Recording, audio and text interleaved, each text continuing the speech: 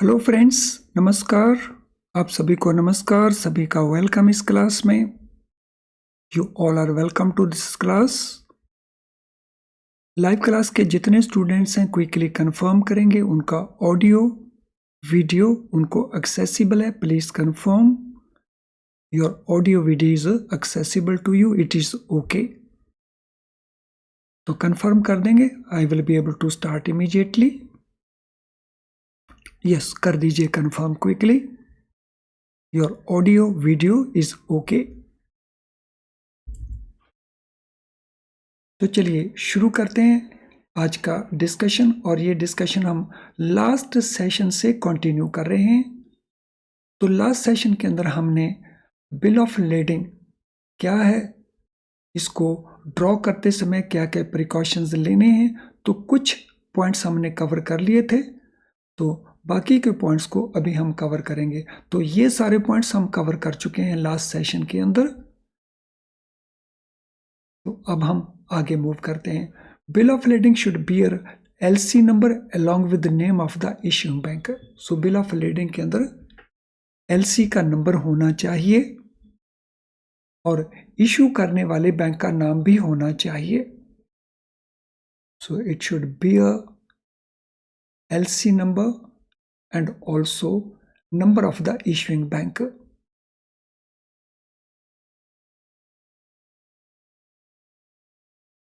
Payment of freight should be clearly indicated in bill of lading according to letter of credit requirement. So जो shipping company के charges हैं उनको हम कहते हैं फ्रेट। तो ये फ्रेट किसने पे करना है? सेलर ने पे करना है या बायर ने पे करना है according to letter of credit. So that should also be mentioned in bill of lading. So this should be strictly according to LC. LC should call for shipped on board bill of lading and accordingly bill of lading should bear such clause. So LC में आमतौर के ऊपर लिखा होता है shipped on board.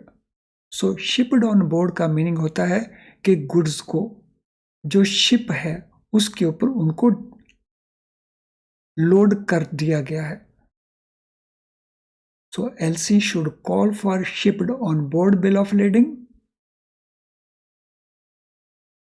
means goods have been loaded on the board of the ship. और bill of lading में ये सर्टिफिकेट, ये कंफर्मेशन भी होनी चाहिए।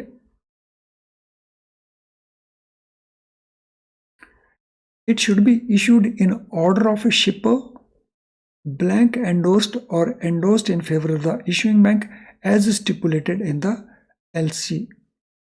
तो इसको इशू किया जाना चाहिए to the order of the शिपर।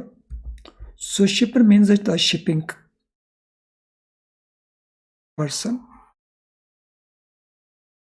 और इसके ऊपर एंडोर्समेंट होनी चाहिए, ब्लैंक एंडोर्समेंट और endorse in favour of the issuing bank, जैसा एलसी में मेंशन्ड होगा। तो it should be issued to the order of the shipper, जिसने शिप किया उसके ऑर्डर के मुताबिक। और इसमें एंडोर्समेंट होना चाहिए, या तो ब्लैंक एंडोर्समेंट हो या एंडोर्समेंट इशूइंग बैंक की फेवर में हो। But all this should be as mentioned in the LC. Date of shipment should be within date stipulated in the LC. So letter of credit के अंदर ये mention रहता है कि इसका जो डिस्पैच है, इसका जो शिपमेंट है, कौन सी डेट तक हो जाना चाहिए, and that date on which it is shipped. तो दैट शिपमेंट का date must be mentioned, must be within the LC date. So अगर लेटर ऑफ क्रेडिट में लिखा है कि शिपिंग की लास्ट डेट 25 जनवरी है, तो बिल ऑफ लेडिंग जिसमें शिपिंग का डेट मेंशन किया होगा, तो date of shipment must be on or before this date.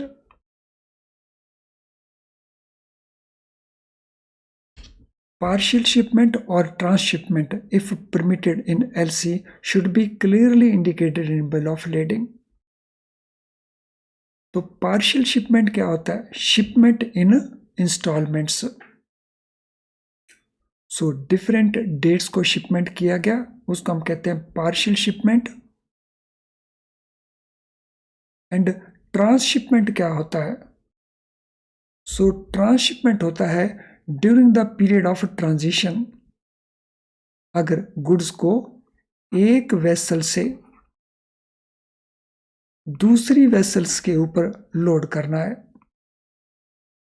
यानी जिसमें पहले एक वेसल यूज किया गया फिर दूसरी शिप को यूज किया गया, तो उसको हम कहते हैं ट्रांसशिपमेंट। सो ये दोनों ही परमिट होंगे प्रोवाइडेड लेटर ऑफ क्रेडिट में it is permitted and it must be clearly mentioned in the bill of lading also. Bill of lading में इसको क्लियरली मेंशन होना चाहिए।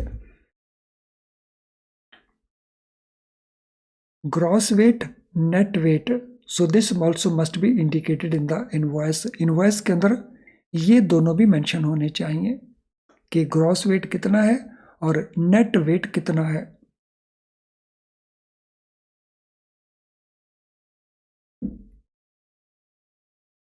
And it will already be mentioned in the invoice or bill of lading. Bill of lading should not generally be dated prior to date of issue of LC unless specifically provided. So आमतौर के ऊपर जो bill of lending का date है वो LC की date से पहले नहीं होना चाहिए। This is a normal. So date of bill of lading it should not be prior to date of issue of LC। अगर LC इशू किया गया लेटर से 15 जनवरी को,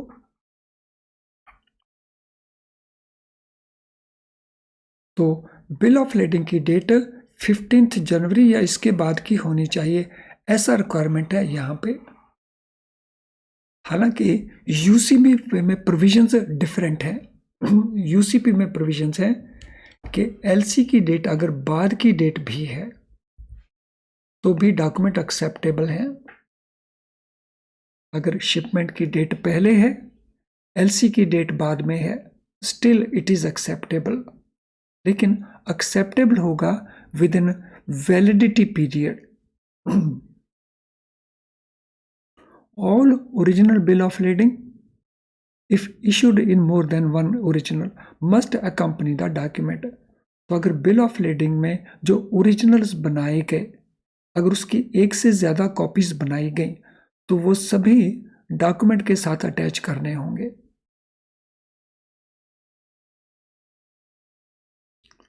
bill of lading should not be closed unless submission of closed bill of lending is permitted. तो closed bill of lending क्या होते हैं? तो क्लोज्ड नहीं होने चाहिए। तो ये क्लोज्ड बिल ऑफ लेडिंग क्या होते हैं? तो अगर बिल ऑफ लेडिंग के अंदर ऐसा मेंशन्ड है कि जो गुड्स हैं उनकी जो पैकिंग है, अगर वो पैकिंग डिफेक्टिव है तो फिर बिल ऑफ एक्सचेंज के अंदर शिपिंग कंपनी मेंशन करेगी कि इसकी जो पैकिंग है वो डिफेक्टिव पैकिंग है। तो अगर शिपिंग कंपनी के अंदर इस प्रकार का कोई इंफॉर्मेशन प्रोवाइड किया जाता है बिल ऑफ लेडिंग में, तो वो बन जाता है क्लोज्ड बिल ऑफ लेडिंग। तो रिक्वायरमेंट है कि बिल ऑफ लेडिंग क्लोज्ड नहीं होना चाहिए, लेकिन अगर एलसी के अंदर इस प्रकार का प्रोविजन है तो it can be according to LC.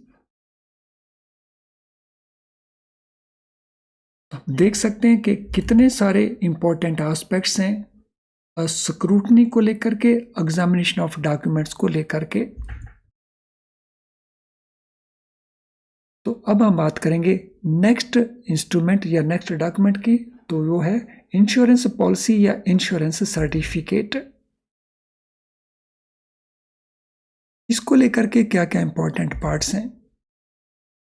It must be issued and signed by insurance company or their agent. So goods को इंश्योर करने के लिए जो इंश्योरेंस पॉलिसी है इसको इशू करेगी इशूइंग कंपनी और साइन भी करेगी इशूइंग कंपनी और बाय देयर एजेंट.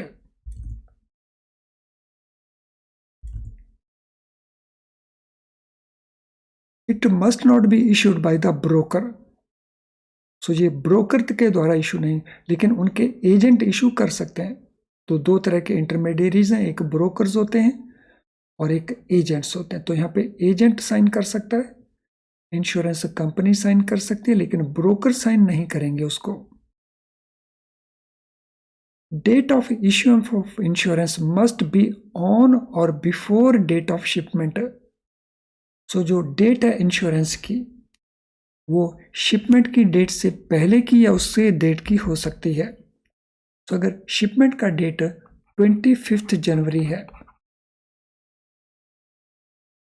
और इंश्योरेंस पॉलिसी 20 जनवरी की है, या इंश्योरेंस पॉलिसी 25 जनवरी की है, या इंश्योरेंस पॉलिसी 28 जनवरी की है, तो इसको एक्सेप्ट किया जा सकता है, इसको एक्सेप्ट किया जा सकता है, इसको एक्सेप्ट नहीं किया जाएगा. तो date of insurance must be on or before date of shipment. और इसे एंडोर्स भी किया जाना चाहिए that cover is effective from so and so date. So अगर इंश्योरेंस पॉलिसी 28 की है तो इसको एक्सेप्ट नहीं किया जाएगा. लेकिन अगर इंश्योरेंस सर्टिफिकेट में पॉलिसी में ये मेंशन कर दिया जाए कि ये इफेक्टिव हो जाएगी फ्रॉम से 25 जनवरी, तो फिर उसको एक्सेप्ट कर सकते हैं.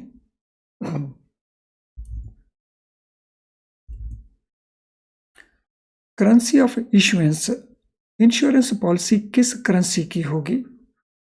तो वो करेंसी जो लेटर ऑफ क्रेडिट में मेंशन्ड होगी, और अगर मेंशन नहीं है तो it be should be same currency. तो लेटर ऑफ क्रेडिट में अगर इंश्योरेंस की करेंसी मेंशन्ड है, तो लेट अस से जो letter of credit US dollars के अंदर है और इंश्योरेंस की करेंसी उसमें कोई और करेंसी परमिटेड है, so that can be done. और अगर ऐसा कुछ भी मेंशन नहीं है तो इंश्योरेंस पॉलिसी भी यूएस डॉलर में होगी. So if a currency is mentioned, it can be in that currency. If currency in the LC is not mentioned, then insurance policy will be in the currency of letter of credit. Insurance value must be mentioned. अगर insurance value mentioned नहीं है तो फिर insurance value कितनी होगी? Amount equal to 110% of CIP or CIF value of goods. So अगर LC में insurance amount mentioned है तो it should be according to mentioned amount. और अगर मेंशन्ड नहीं है तो in that case 110% of CIF value होना चाहिए. यानी लेटर अगर 1 लाख US डॉलर का है और इट इज नॉट मेंशन्ड कि इंश्योरेंस वैल्यू कितना होगा, तो insurance value must be this much, उसके 110% का इक्विवेलेंट.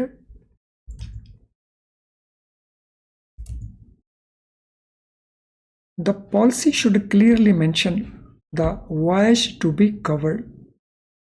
तो किस रास्ते को कवर करना है तो वो पॉलिसी में क्लियरली कवर होना चाहिए.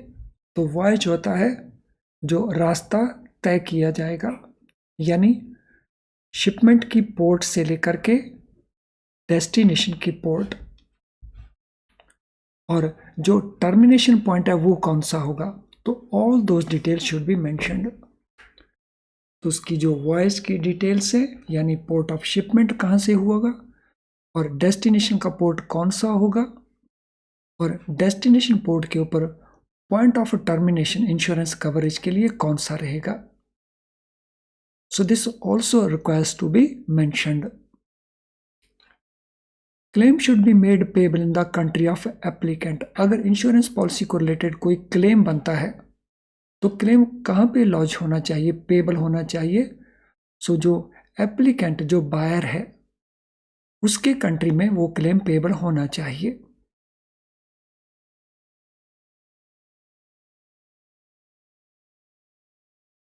और ये पॉलिसी को एंडोर्स हुआ होना चाहिए, blank endorsement. The policy must be blank endorsed.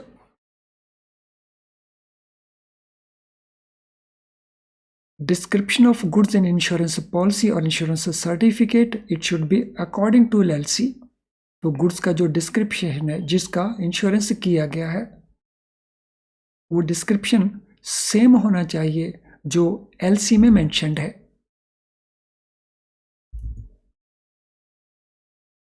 तो इतनी सारे पॉइंट्स स्क्रूटनी में आएंगे जब डॉक्यूमेंट्स का स्क्रूटनी किया जाएगा।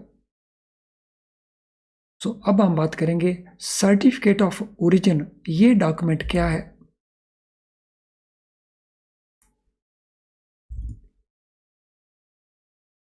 सो सर्टिफिकेट ऑफ ओरिजिन वो डॉक्यूमेंट है जो डिटरमिन करता है कि गुड्स किस कंट्री में बनाई गई। सो उन गुड्स का ओरिजिन कौन सा कंट्री का है।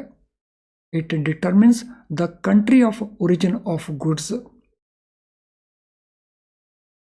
इंटरनेशनल रिक्वायरमेंट के मुताबिक कुछ रिस्ट्रिक्शंस होती हैं कि कुछ कंट्रीज जो डिज़ायरेबल कंट्रीज नहीं हैं, तो गुड्स उन कंट्रीज में नहीं बनी होनी चाहिए। तो वहाँ पे जो ओरिजिन ऑफ गुड्स का सर्टिफिकेट है उसका महत्व आ जाता है।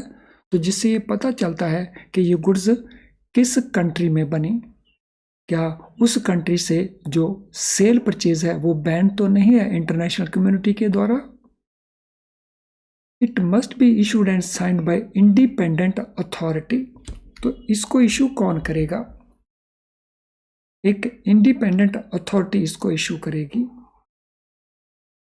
सो फॉर एग्जांपल ये चैम्बर ऑफ कॉमर्स हो सकता है उस कंट्री का। Certifying the origin of goods along with the details indicating value, invoice number, bill of leading number etcetera.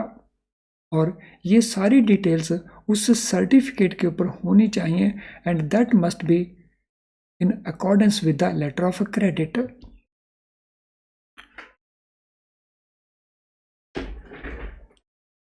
So details appearing in the certificate must be consistent with other documents।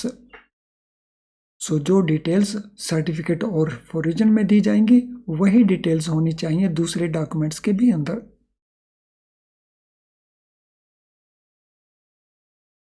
Packing list, weight list and other documents, इनको लेकर के क्या क्या important points हैं scrutiny के लिए। All other documents like packing list कि packing कैसे किया गया, वेट लिस्ट डिफरेंट आइटम्स का वेट क्या है, phytosanitary certificate for goods meant for human consumption जो ई टेबल्स हैं उनके लिए, शिपिंग कंपनीज का सर्टिफिकेट, बेनिफिशियरी का सर्टिफिकेट। सो जो एलसी में मेंशन किए गए होंगे तो वो उसी प्रकार से प्रोवाइड करने होंगे।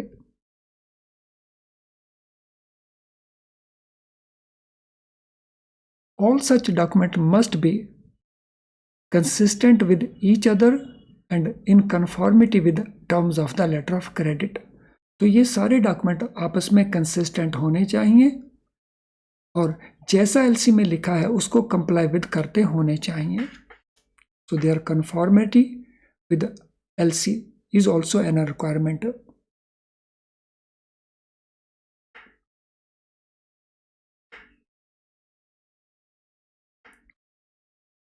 फ्रेंड्स अभी तक अगर आपका लाइक डिसलाइक कंप्लीट नहीं हुआ है तो क्विकली उसको कंप्लीट कर देंगे। सो मैं वॉच कर रहा हूँ, ऑब्जर्व कर रहा हूँ, बहुत सारे स्टूडेंट्स हैं जिनका लाइक डिसलाइक अभी तक नहीं हुआ, सो लाइव क्लास के जितने भी स्टूडेंट्स हैं वो इमीडिएटली लाइक डिसलाइक को कंप्लीट कर देंगे। और जो स्टूडेंट इसके रिकॉर्डेड वर्जन को देख रहे होंगे तो उनसे भी मेरी रिक्वेस्ट है कि अगर उनको सेशन के कंटेंट्स यूजफुल लग रहे हैं तो लाइक डिसलाइक प्रोसेस को ज़रूर कंप्लीट करें। इससे दूसरे स्टूडेंट देख करके एनकरेज्ड महसूस करते हैं और वीडियो का बेनिफिट लेते हैं। Yes, do it quickly.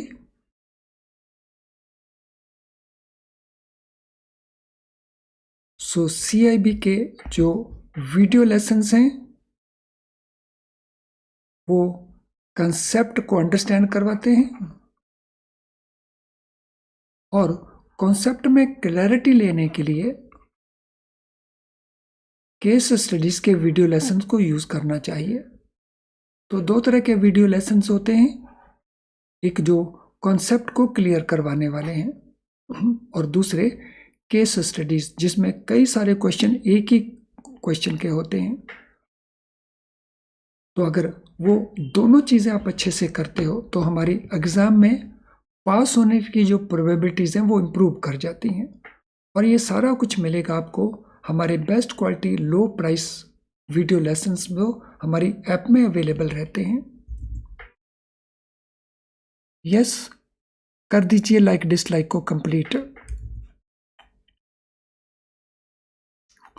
तो अभी हम क्वेश्चंस को करेंगे जो हमने डिस्कस किया उसको लेकर के। What is bill of lading? Bill of lading क्या होता है? तो ये हमारे ऑप्शन आंसर्स हैं, सो सभी ऑप्शन को केयरफुली रीड करके आंसर दीजिए।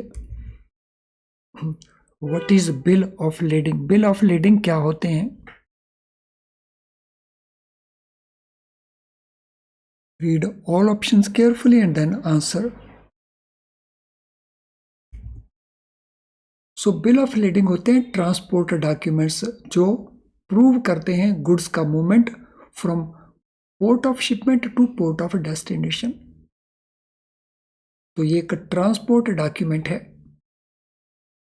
Question number 2, how many negotiable copies should be included in complete set of bill of leading? So bill of leading के कंप्लीट सेट में कितनी नेगोशिएबल कॉपीज होती हैं? 1, 2, 3 और 4। So how many negotiable copies?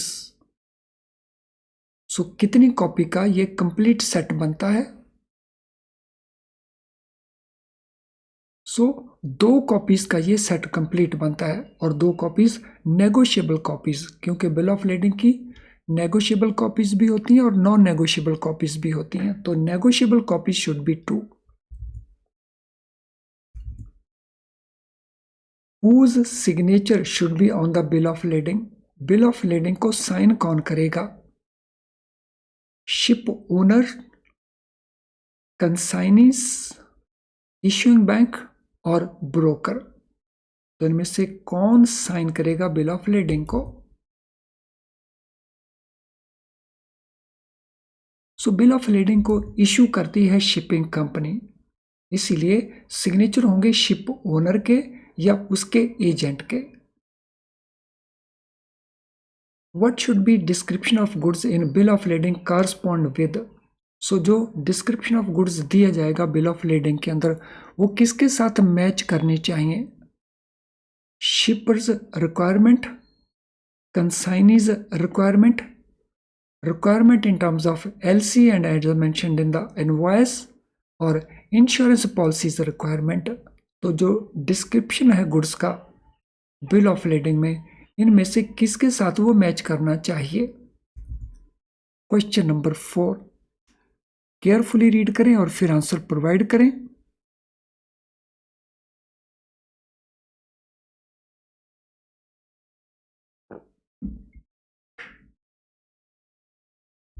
Question number 4, so answer here is C, जो LC की requirement है और जो इनवॉइस के अंदर मेंशन्ड है।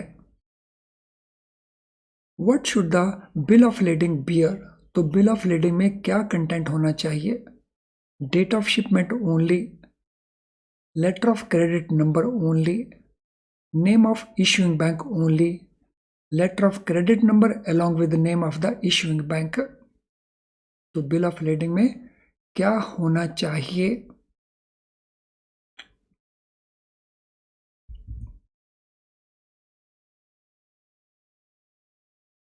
तो हमारा एप्रोप्रिएट आंसर इसमें क्या बनता है? Date of shipment only, no, और भी कई डिटेल्स होती हैं। एलसी नंबर ओनली, नो, और भी कई डिटेल्स हैं। इशूइंग बैंक का नाम, नो, और भी कई डिटेल्स हैं। एलसी का नंबर, इशूइंग बैंक का नाम, yes, this is appropriate answer. What should the bill of lending call for? Bill of lading किसको कॉल फॉर करे, यानी उसके कंटेंट्स क्या हों? Paid bill of lending, shipped on board bill of lending, received for shipment bill of lending, या clean bill of lading. तो bill of lending इनमें से किस टर्म्स को सर्टिफाई करता हो? So what it should call for? Question number 6।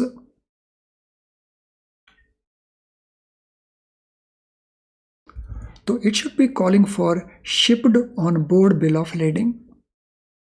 तो bill of lading के ऊपर जो सर्टिफिकेट होगा वो शिप्ड ऑन बोर्ड का सर्टिफिकेट होगा। Who should the bill of lading be issued to? Bill of lading किसको इशू किया जाएगा?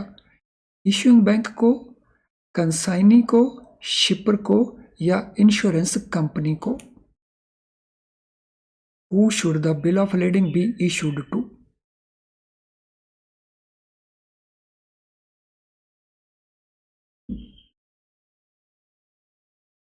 सो it will be issue to the shipper. Shipper के को इशू किया जाएगा, यानी जिसने उन गुड्स को शिप करवाया है। What should be date of shipment in the bill of lading? Bill of lading के अंदर शिपमेंट की डेट कौन सी होनी चाहिए? Within date stipulated in LC, prior to date stipulated in LC, any date, or after date stipulated in LC. So what should be the date of shipment in the bill of lading? Question number 8. तो क्या answer appropriate बनता है?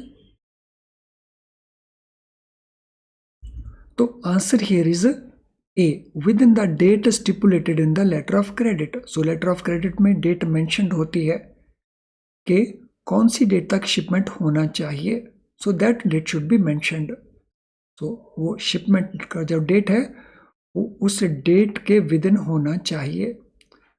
What should bill of lending indicate in case of partial shipment और transshipment? तो इनमें कौन सा option हमें लगता है that would be correct one? What should bill of lending indicate in case of partial shipment और ट्रांसशिपमेंट?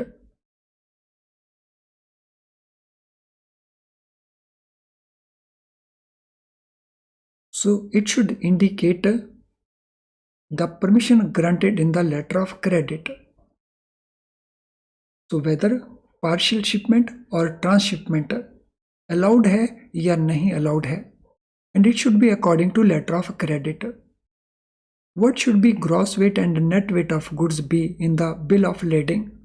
तो बिल ऑफ लेडिंग के अंदर ग्रॉस वेट लिखा होना चाहिए या नेट वेट लिखा होना चाहिए, as per shipper's requirement, as per consignee's requirement, as indicated in the invoice, or any weight?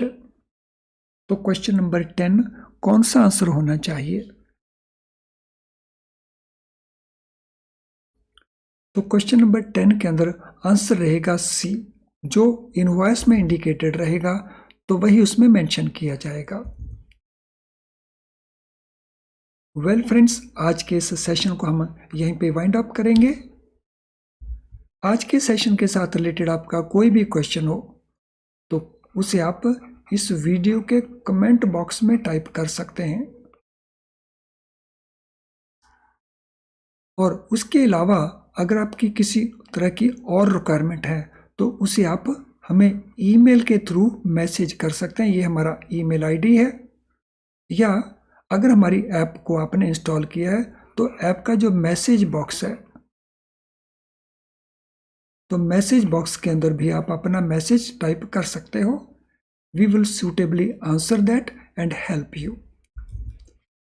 तो चलिए आज के इस सेशन को फिर वाइंड अप करते हैं। Thank you friends, all the best.